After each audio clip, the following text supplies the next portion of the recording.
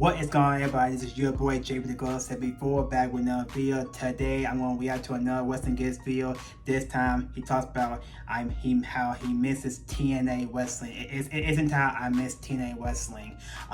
Yeah, I feel like TNA back in the 2000s was so good. Like TNA, when you think of TNA Wrestling, you think of AJ Styles, Samoa Joe, Christopher Daniels, Kurt Angle, Sting, Abyss, the Monster Machine Guns, Bill Money, the X-Division stars. The list goes on and on. I feel like TNA back then, the old TNA, from the Fox Sports era and also the Spike TV era. I feel like those were the prime years of TNA. And when I first started watching TNA, I think the first TNA I saw was my brother bought TNA Victory Road 2004, and I watched the DVD, I watched pay-per-view, and I was like, wow, this is actually a really good show, a really good wrestling show. And when I saw Jeff Hardy, I was like, okay, I gotta watch this. I gotta watch pay-per-view. And when I saw Jeff Hardy in TNA, I was like, okay, I gotta watch this pay-per-view. But then after that, I started watching more TNA Wrestling, and I saw AJ Styles, Samoa Joe. I was like, okay, this is a true alternative to WWE. But we all cannot have nice things. Dixie Carter, how Hulk Hogan and Eric Bischoff in 2010, and that just went from here to, yeah. Thankfully, TNA right now is on revival. They're trying to get things back squared away. The TNA is still putting on really good shows right now, but it's just not the same like it was back in the day. But we're gonna check out this video right here. If this is your first time, this is JPTHEGLOVE74. Follow me on Facebook, Instagram, and TikTok, and subscribe to my channel for more wrestling content. Without further ado, let's get into this.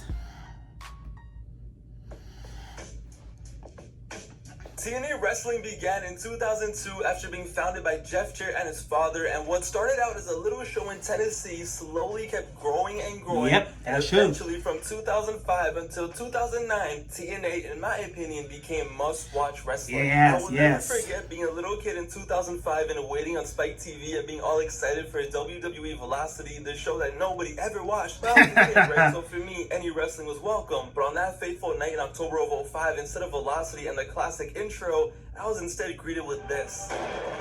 Yes. This TNA back in the day, chef's kiss. TNA Wrestling, and as I explained before in another video, this was the most confusing thing I had ever seen in my life at that point. All I saw were wrestlers I had only seen in old video games. I saw new faces and legends, and I swear I saw people who I thought were dead. But I will never forget, because this was like the most hype intro video I had ever seen. Yes. I was only 7 years old, and by some divine miracle, my first introduction to TNA Wrestling was their debut episode on Spike TV. My first introduction to a company that I would stay a fan for the next 8 years or so. And honestly, looking back at it, it was such a fun time. Yes, it was. I know TNA Wrestling had a lot of stupid shit even back then. The fat old guy. For those 3 or 4 years, from 2005 until 2008/09, that was some of the most fun I ever had watching wrestling. And as the years go by and TNA Wrestling becomes more and more of a memory and kind of gets forgotten history, because now Impact Wrestling is all but a meme. Back then, even if it was just for a short while, even though it was only for 3 to 4 years, it was a different story. Once upon a time in a galaxy far, far away, TNA Wrestling was just it. Once upon a time, TNA used to have such an awesome roster. They had homegrown talents such as AJ Styles, Samoa Joe, Christopher Daniels, Jay Lethal, and so much more. They had a tag team division that was a real tag team division, not Deuce and Domino. No, they had LAX, America's Most Wanted, Motor City Machine Guns, etc. And it was all mixed in with legends because they just casually had Sting. Yes. Yeah, they had Sting. And as a kid, after only seeing Sting in video games and old VHSs, seeing this man run around with his bat just clapping people, him being referred to as the icon, it instantly made me a fan. Crackhead Scott Steiner, the Dudley Boys, nothing could ever compare to seeing Jeff Hardy back in 2005 and early 2006 in TNA. I thought Jeff Hardy was dead. I thought Jeff Hardy was an urban legend, a myth, and the happiness I got when I saw Jeff Hardy with his elite attire, the neon green in TNA, just for a few months before we came back to the WWE, it was amazing.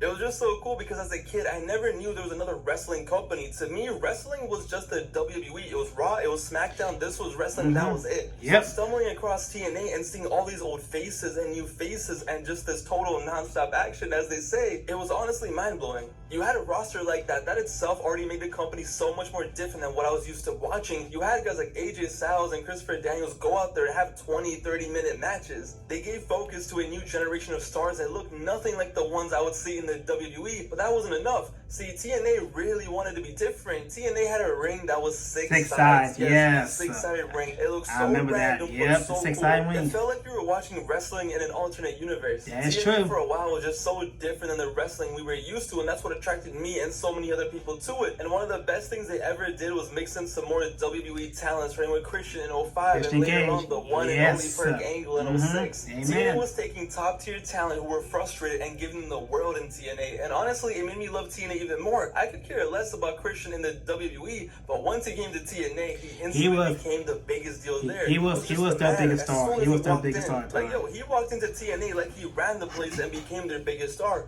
And of course, when Perk Angle showed up, it was GG. It was surreal. He went from being the world champion in the co-main event of WrestleMania to TNA in just a matter of months, and then he became the face of the company. Before AEW in the 2000s, it was actually TNA giving us the dream matches. We were having Christian versus AJ and Angle versus Sting, and one of the most legendary feuds in TNA was, of course, Kurt Angle versus Samoa Joe. This was when Samoa Joe was new on the scene and he was popping, and Samoa Joe was a bad man. And now he was about to fight an Olympic gold medalist, the biggest beast in the wrestling business, Perk Angle. They were giving us these dream matches, and that program right there, Angle versus Joe, ended up becoming the biggest draw in TNA history and led to their biggest pay-per-view buy rate. I still remember like it was yesterday. It was TNA Lockdown 2008, which I was illegally watching. This match was really good. And they had a really good match. Joe met in a steel cage match, and Angle, I remember he pulled up in shorts looking like an MMA fighter, and they basically had a pro wrestling match that felt like an MMA fight, and it was unbelievable. For its time, it was such a cool concept, and it was done so well. And what better people to put in there? Kurt Angle and Samoa Joe, two legit badasses. And yo, that's the thing. What made TNA so special too for a while was TNA had prime Perk Angle at their disposal. And TNA did not waste him. If anything, they helped him in driving him to the ground. But Kurt Angle gave his life and career to TNA Wrestling and put on some of his best work. This was crazy. This was crazy. Cages, jumping off stages, jumping off ladders, whatever the hell he wanted to do. But yeah, TNA for a while wasn't just some alternative to the WWE because it was another wrestling company. It was like the total opposite from the look and the feel, like the six-sided ring to the matches itself. When I first started getting into TNA at my public library, I actually came across a DVD, and it was a DVD on AJ Styles' best matches. I rented it and I took it home and I watched the DVD, and it was like the wildest shit ever. There was a match that was a 6 sides of steel cage match, and it was AJ Styles against Abyss. Abyss was this monster. I love this match. I love that match. He was up against AJ Styles, and it was just different. It couldn't even compare to the WWE. They tore the house down that night. They tore the house down. But TNA felt so much more gritty and so much more real and more raw. Well, to an 8-year-old anyway. There was just something about them being in this tiny arena, this 6-sided ring. Everyone's just going crazy. The fans are going nuts. You have Don West and Mike Tenay just losing their mind. It was just different. But on the same DVD, they had another match, and this match just blew me away and is one of the best matches I've ever seen, and it's considered the best TNA match of all time. This match here, 5-star match in TNA history. This was a legendary match. Versus AJ Styles versus Samoa Joe. Amen. This match introduced me to a style of wrestling I didn't even know existed. A style of wrestling that the WWE was definitely not doing back then. These X Division wrestlers were straight up tweaking, doing flips and these crazy ass spots, and they would just go. Such a great match. But it wasn't such a great match. Spots. It wasn't just spots for the sake of spots. No, it was like this contest of these 3 badasses just trying to see who's the best athlete. And they just went crazy, and it's a match that I can watch 100 times and never get tired of it. But what made it so unique was they were the main event. Yes, they were the main event. They had their crowd in a frenzy. The crowd was chanting TNA, TNA, and they had 3 guys in the ring who looked nothing like 98% of the top guys in the WWE. It was just so awesome. I loved how different it looked, how different it felt. I loved how the wrestlers had this certain swag to them. I loved how rough it looked and unpolished, and how it felt like anything could happen, and the commentators were always just losing their mind. Obviously, during this time, I was a huge WWE fan, but TNA at that point was just... it was just so cool to me. I felt like I was watching something that nobody else knew about. You know, none of my friends knew what TNA was, but I would tell them, like, yo, I just watched an X Division match, and they'd be like, you watching porn? And now I was watching Ultimate X matches. I was seeing Sting wrestle, and it was all in Universal Studios in some tiny building in a 6-sided ring with commentators going nuts and sometimes the most random shit happening, but it was so much fun. TNA at one point had so much potential. The wrestling world was begging for a second choice after WCW, and they stepped up for a few years and they were killing it. They had their own identity. They had an amazing roster. They had tag team wrestling, which was taken way more seriously here than the other company. They had a women's wrestling, which was definitely taken more seriously for a bit. Awesome Kong versus Gail Kim was the first time. This why we here set the standard for women's wrestling at that time. That was the match that made me realize that, yo, women matches can tear the house down. TNA had everything. By 2008, the company was doing better than ever business-wise. They were consistently selling decent pay-per-view numbers. They had a video game now, action figures. They were getting up to 1.7 and 1.8 million viewers per week. They had the future of the business right there. So much young talent, so much homegrown talent. You had legends, you had proper stars in the company, wrestlers from the industry, the future of the business. They wanted to go to TNA. It looked like they were going to be a solid number 2 for a long time, and I would watch it whenever I could, and it just kept getting bigger and bigger, and it did feel like TNA was just going to keep growing and growing. That's right, amen. So in 2009, after being on Spike for 4 years, after almost reaching 2 million viewers, doing decent pay-per-view numbers, Dixie Carter, the president of TNA, who, even though as much as I'm hyping up TNA in these years, they definitely had some stupid shit. I mean, these idiots had a reverse battle royal. They need to really know. But everything was still positive. They were still doing their thing. But Dixie Carter, she wanted more. She thought that TNA, after everything they've just done, right, everything I just talked about, all this hype, all this excitement, she thought that TNA was ready to take the next big step into making TNA bigger than ever. Which, honestly, it's fair. It's understandable. It's my company was doing as well as TNA has been doing for the past 5 years, I would want to take the next step too. But the problem was, her idea of taking to the next step wasn't the brightest idea. Because in 2009, they announced that she was going to bring in Eric Bischoff and Hulk Hogan. And they were going to have some power. Ladies and gentlemen, once that happened, nothing was ever the same. Everything that made TNA into Dixie, TNA what was were you eventually thinking? gone. What were you thinking? The X Division actually being a draw, gone. Being unique and having their own style and vibe, gone. Why sign indie wrestlers? Let's just get rejects from other companies or get muscled up freaks like Rob Terry, who shouldn't even be wrestlers. Women wrestling, it doesn't matter anymore. Hey, let's recreate the Wolfpack with Scott Hall, who should not even be anywhere close to a wrestling ring. Yeah, let's get the band back together. Let's just make a bunch of random factions for no reason. Let's do screwy finishes every weekend at every pay-per-view. That way, when we don't have a screwy finish, it's actually a big deal. Hey, the fans love Jeff Hardy. Let's turn him heel. Yo, Kurt Angle is, he's struggling. He has some issues right now. You know what he needs? Yeah, he needs to be in a feud with his ex-wife and Jeff Jarrett. So stupid. And the six-sided ring. You guys like the six-sided ring, right? No. Fuck that. WCW didn't have a six-sided ring. Make it 4 sides, and if the fans don't like it, they don't know anything. It doesn't matter. I could go on and on for hours. Once Hogan and Bischoff came in and 2010 started, TNA slowly wasn't even TNA anymore. As time went by, TNA just went down and down. And even though in 2012 they tried fixing some stuff and had some great shows, it was never the same. It wasn't the same. Too late, and the damage had been done. TNA slowly died, and it slowly drove away fans, and they also slowly drove away AJ Styles, Samoa Joe, Sting, to name a few. They drove away the heart and soul of TNA. And by 2014, just like that, just in 4 years, TNA was done. And nobody cared. It took around 4 years for them to go from Nashville, local wrestling company, to Spike TV, and it took 4 years to become a successful, decent company, and then it took another 4-ish years to become nothing. And it's just sad because once upon a time, TNA wrestling meant a lot to a lot of people. It did. I'll always be a WWE fan, but TNA introduced me to so many cool things in wrestling, so many wrestlers, so many types of matches, so many different styles. They introduced me to all the things that the WWE at that point didn't want to show me. And all those things made me such a bigger wrestling fan.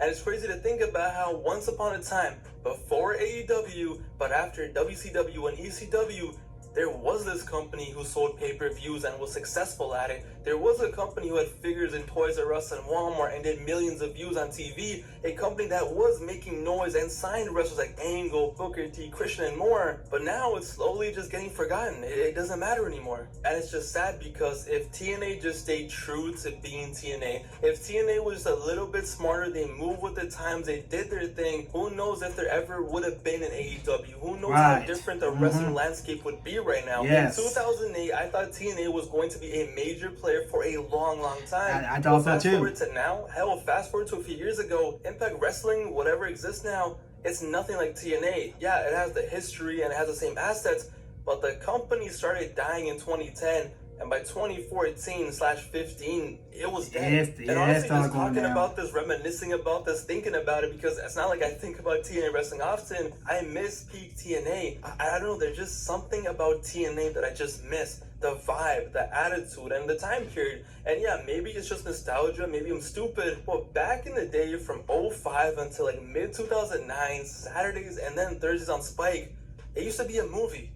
TNA wrestling for a short while was something special, and TNA used to be awesome. But now, there's a whole generation of wrestling fans that don't even know what the hell the TNA is. It's crazy. But man, 05 to 08 TNA, what a time it was to be alive.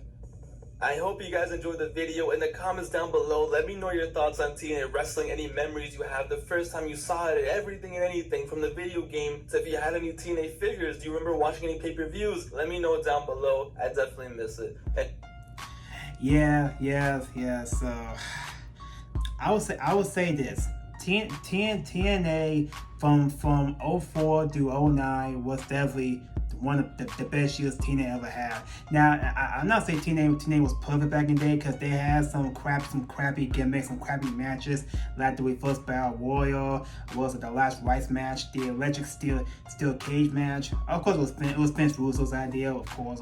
There was five Russo chants. I mean, yeah, TNA was far from perfect back in the day, but at the time though, TNA was definitely the number two was promotion behind WWE at the time, because like I said earlier, AJ Styles, Samoa Joe, Kurt Angle, Sting, the X Division, the Tag Team Division, Bill Murray, Monster Machine Guns, AMW, LAX, the list goes on and on, the Knockouts Division.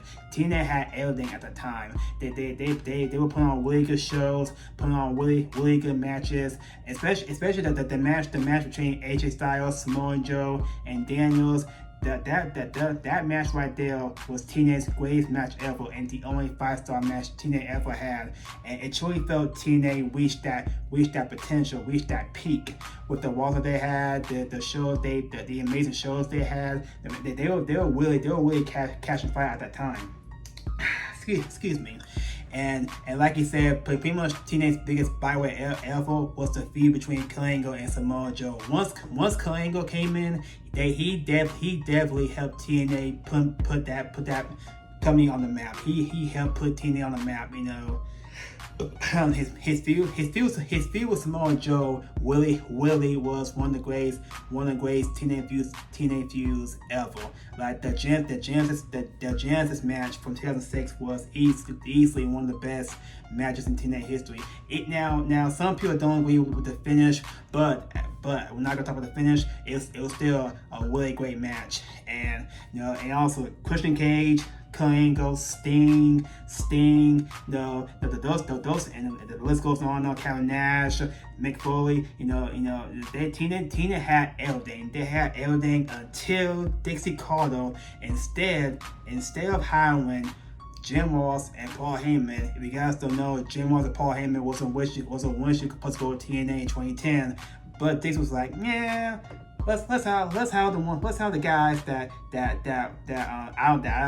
do not know about. I know they have killed another company. Let's bring them on board. Let's bring Hogan and Bischoff. And once she bring Hogan and Bischoff, it was GG's. It was over. It was over. Yeah, TNA was never the same again. They lost AJ Styles. They lost Sting. They lost the X-Division stars. I mean, it was a dark period at that time. But I feel like TNA's biggest blow was losing AJ Styles. that was the biggest blow. Like, cause even though TNA was down the weigh-ins, AJ Styles really kept viewers interested. He was their guy. He was in the fan side, not the company side, but in the fan side, he was the guy people paid the money to see. And once he left, people was like, okay, we're done with TNA. We're done with TNA Wrestling. We'll watch something else. And they lost their Spike TV deal. They lost their Spike TV deal. They lost their Destination American deal and Pop TV. I mean, it was a mess. It was a hot mess.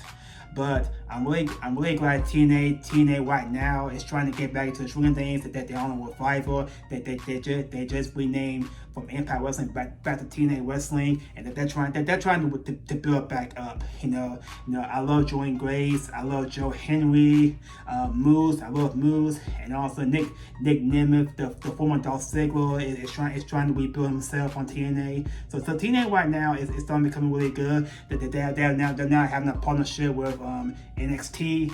So we'll see where it goes from there. But I will always say, TNA from 2004 to 2009 was the golden years from TNA, and I miss TNA Wrestling back in the day. I do. I really miss TNA. Whew. But what you guys think? Do y'all miss the old TNA Wrestling? And what was y'all's favorite TNA match for all time? And who's y'all's favorite wrestler from TNA? Leave your comments down below. Until the next time, this is your boy JPTHEGLOVE74. If you like this video, please make sure you hit that like button and also subscribe to my channel for more wrestling content. And also follow me on Facebook, Instagram, and TikTok. And we'll see y'all in the next video. I hope you guys have a really great day. God bless y'all and peace.